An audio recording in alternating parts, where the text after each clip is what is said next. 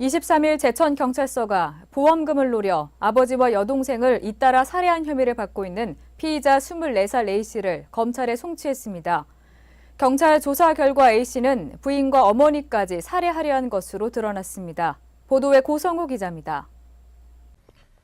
제천경찰서가 24일 청산가리를 이용해 아버지와 여동생을 살해한 혐의를 받고 있는 24살 A씨를 존속 살해 혐의로 검찰에 송치했습니다. 이날 경찰은 긴급 기자회견을 열고 범행을 부인하고 있는 피의자의 진술이 전부 거짓임이 드러났으며 목격자 증언 등에 따르면 A씨가 살해한 것이 확실해 보인다고 밝혔습니다. 주변 탐문 수사 중 평소 알고 지내던 지인을 통해 청산가리 등을 구입한 사실을 확인하였습니다. 따라서 그동안 인터넷에서 청산가리를 구입하였다는 피의자의 진술은 거짓임이 드러났습니다.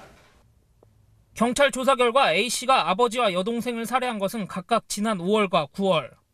경찰은 A씨가 5월 제천에 살고 있는 아버지 B씨의 집을 방문해 청산가리를 이용해 살해했다고 설명했습니다. 살해 방법은 정확히 밝혀지지 않았지만 휴대전화 위치 추적 결과 A씨는 아버지 B씨가 숨진 날 당일 아버지의 집을 방문한 것으로 드러났습니다. 또 아버지를 살해하기 전날에는 청산가리를 구입한 판매상에게 전화를 걸어 동물을 죽이려면 청산가리를 얼마나 먹여야 하는지 알려달라고 물어본 사실이 확인됐습니다.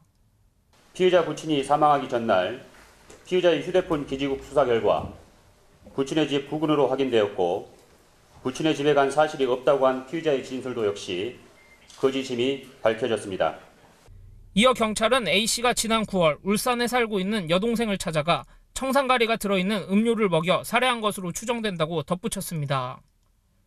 당시 A씨와 함께 여동생을 만난 A씨 친구 증언을 통해 A씨가 여동생이 숨지기 직전 청산가리가 섞여 있는 것으로 예상되는 음료를 건넨 것이 확인됐다는 것입니다.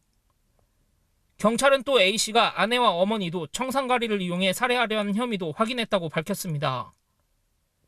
A씨는 2013년부터 부인 명의로 몰래 사망보험에 가입한 뒤 최대 5억 원에 달하는 보험금 수령자를 자신으로 설정하고 지난 5월 부인이 먹는 감기약에 청산가리를 섞었던 사실도 드러났습니다.